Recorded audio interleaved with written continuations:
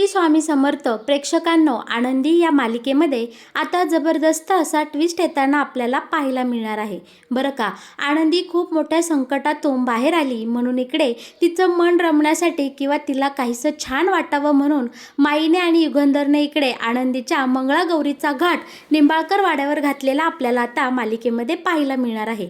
आणि या सगळ्यासाठी युगंधरने आणि इकडे माईने खूप सुंदर पद्धतीने तयारी केलेली असते. आणि ह्या मध्ये एक अशी गंमत घडणार आहे प्रेक्षकांनो, ती सगळ्यांना आपल्याला आवडणार आहे.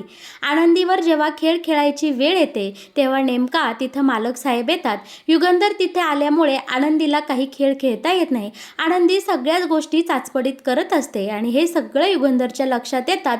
आता युगंधर समोर खूप मोठ्या सत्याचा उलगडा होणार, तो म्हणजे आनंदी आंधळी असल्याचा. आणि त्यानंतर निंबाळकर वाड्यामध्ये जो काही इकडे धुडकूस होणार आहे तो सगळा पाहायला आपल्याला खूप मज्जा येणार आहे बरं का. पण हे सगळं नक्की मालिकेमध्ये कशा प्रकारे घडत जाणार, कसं दाखवलं जाणार, हे जर तुम्हाला जाणून घ्यायचं असेल तर प्रेक्षकांनो तुम्ही आपला हा व्हिडिओ अगदी शेवटपर्यंत बघा, म्हणजे तुमच्या सगळं काही इकडे लक्षात येऊन जाईल. मालिकेमध्ये आता खूपच सुंदर ट्विस्ट येणार आहे बरं का. आता इकडे आनंदी पेठाऱ्यामध्ये सापडले असते. युगंधर तिला बाहेर काढतो आणि पहिलं त्याच्या खोलीमध्ये घेऊन जातो. युगंधरने आता आनंदीसाठी पाणी वगैरे मागवलेलं असतं, पण इकडे आपली शिल्पा आणि बाकीची मिथाली आणि प्रांजल तिकडे आनंदीला बघायला जाणार. तोच पृथ्वी सगळ्यांना अडवतो आणि बोलतो की हा मिस्टर युगंधर निंबाळकरांचा प्रॉब्लेम आहे, त्यांच्या आयुष्यातलं इश्यू आहे, आपण सगळ्यांनी त्या आनंदीला पाहायला जायची काहीही गरज नाही. भावाच्या पावलावर पाऊल ठेवून आता मिथाली आणि प्रांजल तिथून निघून जातात. शिल्पाला तर आनंदीला पाहायला जावं वाटत असतं, पण इकडे आपल्या पृथ्वीने टोकल्यामुळे शिल्पासुद्धा आनंदीला तिथं डोकवायला सुद्धा जात नाही. यावर माई म्हणतात, अरे हे आपल्या समिधाचा अजिबात संस्कार नाही. काय ही मुलं, आनंदीवर इतका डेंजर प्रसंग घडला, तिच्या जीवावर बेतला असतं आणि या निंबाळकर वाड्यातल्या कुणालाच तिची काहीच पडलेली नाही. ही गोष्ट मात्र खंत देणारी आहे असं माई आता इथे बोलत असतात. आणि माई इकडे शिल्पाला बोलतात, तू तरी काय या पोरासोरांच्या नादी लागली. शिल्पा, तुला हे शोभत नाही. पण शिल्पासुद्धा इथून निघून गेलेली असते. त्यानंतर बापू बोलतात, शिरक्या बिचारा एकटाच काम करतोय, चल त्याला आपली गरज आहे, बघू आपण त्याला मदत करूया. आणि माई बापू शिरकेंच्या मदतीसाठी धावून जातात. तर इकडे आता विद्याधरला फार टेन्शन आलेलं असतं. विद्याधर बोलतो, अरे देवा, हा काय होऊन बसलं बरं. या आनंदीला या घरातून काय या अख्ख्या भारतातून गायब करायचा माझा प्लॅन होता, पण हे सगळंच माझ्या अंगावर शेकलं नाही म्हणजे बरं होईल. दादाला जर कळलं की मीच आनंदीला किडनॅप केला आहे त्यानंतर माझी काही हरकत नाही. आणि इकडे आता या विद्याधरला खूप टेन्शन आलेलं आपल्याला पाहायला मिळणार आहे. दुसरीकडे आनंदीची ही अवस्था पाहून मालक साहेबांना खूप टेन्शन आलेलं असतं. ते आनंदीला इकडे पाणी पाजतात. अक्षरशः आनंदी उलटी करते त्यांच्या सगळ्या कुर्त्यावर, तरीसुद्धा मालक साहेब इकडे काहीही बोलत नाही, ते आनंदीची काळजी घेतात. पण इकडे शिल्पाला मात्र राहत नसतं. शिल्पा आता इकडे आनंदीच्या खोलीमध्ये डोकवायला येते आणि ती पाहते तर काय आनंदीने युगंधरच्या कुर्त्यावर उलटी केली. शिल्पा बोलते की तो कुर्ता पहिला बदलून घे बरं. यावर युगंधर बोलतो की नाही ताई, आनंदीला ज्याने कोणी हे श्वास मोजायला लावले तिच्या मुळावर कोण उठला आहे किंवा आनंदीचा श्वास रोखण्याचा ज्या कोणी प्रयत्न केला आहे त्याचा श्वास आता त्याला मोजायला लावल्याशिवाय मी गप्प बसणार नाही.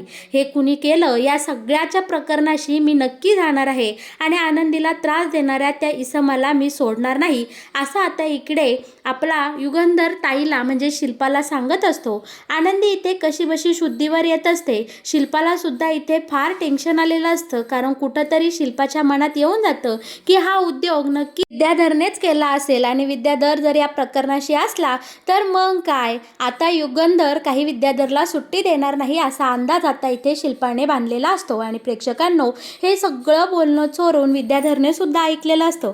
विद्याधरला सुद्धा आता फार टेन्शन आलेलं असतं, कारण दादा जर असा एवढा बोलतोय, पेटून उठतोय आणि त्याला आनंदीचं या अवस्थेचा फारच त्रास झाला आहे, हे प्रकरण 100% माझ्यावर शेकणार म्हणून इकडे विद्याधर खूप टेन्शन टेन्शनमध्ये आलेला असतो आणि इथे प्रेक्षकांनो कशी बशी आनंदीला जाग आलेली असते. आरती आनंदीला इथे सावरते आवरते. मालक साहेबांच्या सांगण्यानुसार आनंदीला आता इथे पोटभर खाऊ पिऊ घातलं जातं आणि त्यानंतर माईसुद्धा इथे येते. आनंदीची प्रेमाने चौकशी करते, आनंदीला उठवते, तिला 4 घास खायला लावते. मालक साहेबांनी आता निश्चय केलेला असतो की आनंदीची ही अवस्था करणाऱ्या व्यक्तीला मी शिक्षा देणार म्हणजे देणार.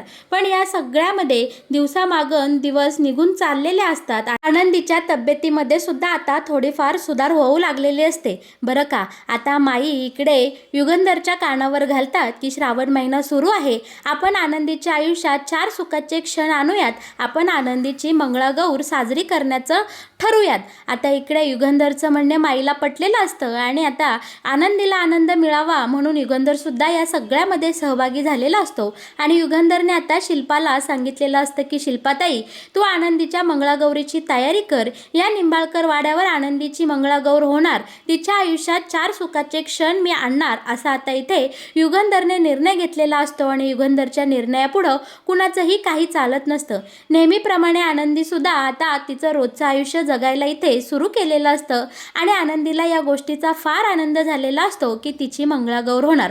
घरातल्या सगळ्या नोकर चाकरांना आनंदी इथे खूप प्रेमाने सांगत असते की माझी मंगळागौर होणार आहे आणि त्यासाठी आपण खूप सारी तयारी करूया आणि मला सुद्धा आता छान वाटते. आनंदीच्या चेहऱ्यावरचा हा आनंद पाहून सगळ्यांना इथे खूप छान वाटत असतं. आणि बरं का, निंबाळकर वाड्यावर आता आपल्या आनंदीच्या मंगळागौरीचा खूप मोठा सोहळा आता साजरा होणार असतो. शिल्पाला मात्र या गोष्टींचा खूप राग येतो असतो. तिला ही गोष्ट अजिबात आवडलेली नसती. तिच्या मनाला काही आनंदीचं सुख सोहळं अजिबात पटत नसतं आणि ती हे सगळं आनंदीला इथे रागारागाने बोलून सुद्धा दाखवते. हे बघ, युगंधरच्या मनात आहे म्हणून तुझी या निंबाळकर वाड्यावर मंगळागौर होणार आहे. माझ्या आणि मुलांच्या मनामध्ये अजिबात नाही की तुझी मंगळागौर साजरी व्हावी. पण काय करणार, आमचा युगंधर समोर काहीही चालत नाही. पण इकडे शिल्पाने आता आनंदीला एक चांगली साडी घालायला दिलेली असते आणि आनंदी सुद्धा मंगळागौरीच्या या पूजेसाठी इकडे सुंदर पद्धतीने तयार झालेले आपल्याला पाहायला मिळणार आहे.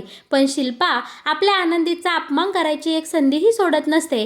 आनंदी कितीही सुंदर तयार होऊन आली तरी सुद्धा शिल्पाने इकडे तिचा सगळा मूड ऑफ केलेला असतो. नेहमीप्रमाणे तिला खूप सारी दूषणं दिलेली असतात. तू या घरात फक्त नोकर आहेस, तू या घराची मालकीण नाही, तू या घराची सून नाही आणि युगंधरची तू बायको नाही. मुलांनी आणि मी तुला हा अधिकार कधीही दिला नाही आणि देणारही नाही.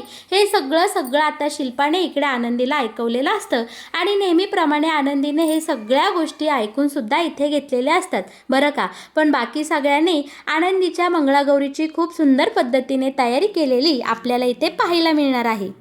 पृथ्वी आणि प्रांजलला सुद्धा ही गोष्ट खूप खटकलेली असते की बाबा असं कसं काय वागू शकतात. आपण या घरात असताना त्यांच्या दुसऱ्या बायकोची मंगळागौरीचा थाट त्यांनी कसा काय घातला. हे आनंदीसाठी बाबा खूप विचित्र वागू लागले आहे. यावर आता पृथ्वी आणि मिथाली त्यांच्या खोलीमध्ये चर्चा करत असतात.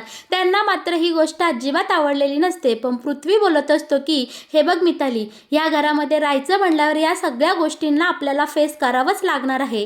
असो, त्या आनंदीसोबत आपला काही संबंध नाही. तिच्या या मंगळागौरीला आपण जायचं नाही आणि तिथे डोकवायचं सुद्धा नाही आणि तू सुद्धा जायचं नाही, असं आता इकडे पृथ्वीने मिथालीला सांगितलेलं असतं. आणि एका भावाने बहिणीची इथे समजूत काढलेली आपण इकडे पाहणार आहोत.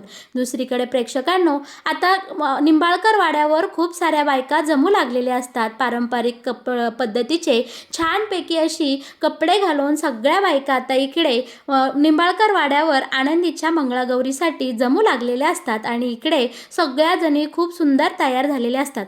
मनात नसताना सुद्धा शिल्पा आणि धनश्री सुद्धा आता इकडे तयार होऊन खाली आलेले असतात. आनंदी मात्र खूप खुश असते आणि मंगळागौरीच्या पूजेला नैवेद्य दाखवायचा म्हणून आनंदी खूप सुंदर पद्धतीने गोडाचा शिरा बनवते. बरं का, आता इकडे आनंदीचा हा आनंद पाहून सगळे नोकर चाकर खुलून गेलेले असतात. प्रत्येकजण आनंदीला युगंधरच्या नावाने चिडू लागलेले असते आणि इकडे छायासुद्धा बोलते की खरंच आनंदीताई, आज खूप छान वाटतंय हो. खूप दिवसांनी तुमच्या चेहऱ्यावर इतकं सुंदर हसू आलं आहे. आजचा हा कार्यक्रम सगळा व्यवस्थितपणे पार पडो हीच आमची सगळ्यांकडून तुम्हाला शुभेच्छा. आणि आता फायनली इकडे निंबाळकर वाड्यावर सगळ्या बायका जमा झालेल्या असतात आणि मंगळागौरीची छान पूजा पूजाही इथे सुरू झालेली असते। आनंदी आता इकडे मस्त देवीची पूजा करून घेते आणि आपल्या माई मात्र आनंदीच्या बाजूने एकदम ठामपणे उभ्या राहिलेल्या असतात। एक एक करून तिला कशा प्रकारे पूजा करायची हे सगळं काही आता माई इथे सांगू लागलेले असतात। आपल्या आनंदीला दिसत नसतं कसं बसं चाचपडत ती प्रत्येक गोष्ट हाताने शोधत असते आणि देवीची इथे पूजा करत असते बरं का। आता सगळं काही कार्यक्रम सागर संगीत सुरू झालेला असतो। बायकांनी आता खेळ खेळायला इथे सुरुवात सुद्धा केलेली असते। एक एक बाई यायची, छान छान खेळ खेळायची आणि आता इथे मंगळागौरीचा कार्यक्रम मोठा आता रंगात आलेला असतो। आणि प्रेक्षकांनो, आता ह्या सगळ्या बायका आनंदीला बोलतात की आनंदी, तू सुद्धा आता आमच्यासोबत खेळ खेळायचे बरं, आता तू असं मागं मागं राहायचं नाही। पण आता इकडे धनश्री बोलते की ह्या आनंदीला दिसत नाही, ही कशी काय खेळ खेळणार। तरी सुद्धा बायकांच्या आग्रहास्तव आनंदी आता इकडे खेळ खेळण्यासाठी त्यांच्या या मेळ्यामध्ये घुसते आणि त्याच वेळी नेमका युगंधर घरी आलेला असतो। आनंदी अशा कशा तरी पद्धतीने खेळ खेळत असते हे सगळं युगंधरने लांबूनच पाहिलेलं असतं आणि आता युगंधर विचारात पडतो की आनंदी असं काय करते, तिला का बरं व्यवस्थित खेळ खेळता येईना, एखाद्या दिसत नसलेल्या व्यक्तीसारखी ही प्रत्येक गोष्ट का चाच पडते। आणि प्रेक्षकांनो, आता इकडे मुद्दामून शिल्पा आणि आनंदीची फुगडी होते। फुगडी खेळता खेळता आनंदीला दिसत नसल्यामुळे आता शिल्पा मुद्दामून आनंदीला खाली पाडण्याचा प्रयत्न करते आणि आपली आनंदी थेट जाऊन मालक साहेबांच्या कुशीमध्ये जाऊन पडते। आता मालक साहेबांनी आनंदीला इथे आधार दिलेला असतो। युगंधरला समोर पाहून शिल्पाची मात्र आता इकडे खूप पंचायत झालेली असते। आता शिल्पाच्या मनात पहिला प्रश्न आलेला असतो की युगंधरने नक्की काय पाहिलं, युगंधरला समजलं तर नाही ना की आनंदी आंधळी आहे। आणि प्रेक्षकांनो, इथे आता या शिल्पाची भीती एकदम खरी ठरलेली असते। शिल्पा आणि बाकी सगळे जण इकडे हॉलमध्ये जमलेले असतात। त्याच वेळी आनंदीला मालक साहेब आवरतात, सावरतात आणि विचारतात की आनंदी, तू हे मंगळागौरीचे खेळ अशा पद्धतीने का बरं खेळत होती, तू असं काय करती। तेव्हा आता इकडे ते जमलेल्या सगळ्या बायकांची टोळी आनंदीवर फिदी फिदी हसू लागते। शिल्पा त्या सगळ्यांना गप्प करते, कारण शिल्पाला कुठंतरी मनात भीती असते की यातली एखादी तरी बाई काहीतरी वेडं वाकडं बोलेल आणि इकडे युगंधरला सगळा संशय येईल। आणि इथे शिल्पाची भीती अगदी खरी ठरलेली असते। घोळक्यातून एका बाईचा आवाज येतो की अहो मालक साहेब, ती असं खेळ खेळण नाही तर काय होईल, हे आनंदीला दिसतं कुठं, आनंदी आंधळी आहे, नशिबाने ती या एवढ्या मोठ्या निंबाळकर वाड्याची सून झाली, पण तिला मात्र दृष्टी नाही। हे सगळं वैभव पाहण्याचं तिच्या नशिबात नाही, हे सगळं तिला अनुभवता येते, पण या निंबाळकर वाड्याचं खरं वैभव मात्र आनंदीला पाहता येत नाही, तिच्या दृष्टीला हे वैभव पाहता येत नाही, असं आता जमलेल्या बायका काही बाई बोलू लागलेले असतात। आणि ते सगळं इकडे मालक साहेबांनी युगंधरने ऐकलेलं असतं। शिल्पा यावर आता पडदा टाकायचा प्रयत्न करत असते, बायकांना शांत करत असते, पण बायकांची तोंड मात्र अजिबात इथे गप्प बसत नसतात। एक एक करून एक एक जण आता इथे बोलू लागलेली असते आणि आपल्या मालक साहेबांसमोर सगळ्यात मोठ्या सत्याचा म्हणजे आनंदी आंधळी असल्याचा आता इथे खूप मोठा खुलासा झालेला आपल्याला पाहायला मिळणार आहे। प्रेक्षकांनो, आनंदीचं मन मात्र घाबरून गेलेलं असतं की आता माझं काही खरं नाही, कारण जर मालक साहेबांना कळलं मी आंधळी आहे तर शिल्पाताई आता मला या निंबाळकर वाड्यात सुखाने जगू देणार नाही। शिल्पाची इथे पूर्णपणे फजिती झालेली असते, पण आनंदी अंध असल्याचं सत्य मात्र आपल्या युगंधरला कळलेलं असतो। युगंधरच्या पायाखालची अक्षरशः जमीन सरकलेली असते आणि आता आनंदीसोबत घालवलेले त्याला एक एक क्षण आठवू लागलेले असतात की आनंदी आंधळी असून तरी सुद्धा ती माझ्यासोबत किती शितापीने इतक्या दिवस वावरली, मला साधा संशयही आला नाही की ही पोरगी अंध आहे। आणि आता मालक साहेब आनंदीला विचारतात की आनंदी, काय ऐकायलोय मी ते सगळं खरं आहे का, आनंदी तुला दिसत नाही का, आनंदी बोल, आनंदी तुला दिसत नाही का। आता मात्र आनंदीची दातखिळी बसलेली असते आणि माई आता पुढे होतात आणि बोलतात की हो युगंधर, आनंदीला खरोखरच दिसत नाही, आनंदी अंध आहे आणि हे सगळं सत्य शिल्पामुळे आम्ही तुझ्यापासून इतक्या दिवस लपवलं आहे, कारण शिल्पाने आम्हाला सक्त सांगितलं होतं की युगंधरला हे सत्य कळता कामा नये। आता मात्र प्रेक्षकांनो, आपल्या ताईसाहेबांची म्हणजेच आपल्या शिल्पाताईचं काही खरं नसतं, कारण युगंधर समोर आनंदी आंधळी असल्याचा सगळ्यात मोठ्या सत्याचा खुलासा झालेला असतो आणि या सगळ्याचं खापर आता शिल्पाताईवर फुटलेलं आपल्याला इथे पाहायला मिळणार आहे। तर मग प्रेक्षकांनो, कसा वाटला तुम्हाला आनंदी या मालिकेत येणारा हा नवीन ट्विस्ट, मंगळागौरीच्या या मंगलदिनी आता आपल्या युगंधरला समजलं की आंधळी अंध आहे आणि त्यानंतर मालिकेमध्ये जी काही रंजत येणार आहे, जे काही धमाकेदार ट्विस्ट येणार आहे, ते सगळे ट्विस्ट आपल्या सगळ्यांना पाहायला खूपच आवडणार आहे, बरोबर ना? त्यासाठी तुम्ही आपल्या या चॅनलसोबत नेहमी जोडलेले राहा, कारण आनंदी या मालिकेत येणारे नवनवीन ट्विस्ट, नवनवीन अपडेट सगळ्यात आधी तुम्हाला आपल्या या चॅनलवरच पाहायला मिळतात. त्यामुळे प्रेक्षकांनो, तुम्ही आपल्या या चॅनलला नक्की सबस्क्राईब करा आणि व्हिडिओ आवडला असेल तर व्हिडिओला लाईक केल्याशिवाय अजिबात कुठे जाऊ नका. तुम्ही माझा हा व्हिडिओ अगदी शेवटपर्यंत मनापासून पाहिलात म्हणून मी तुम्हा सर्वांचे इथे मनापासून आभार मानते. धन्यवाद.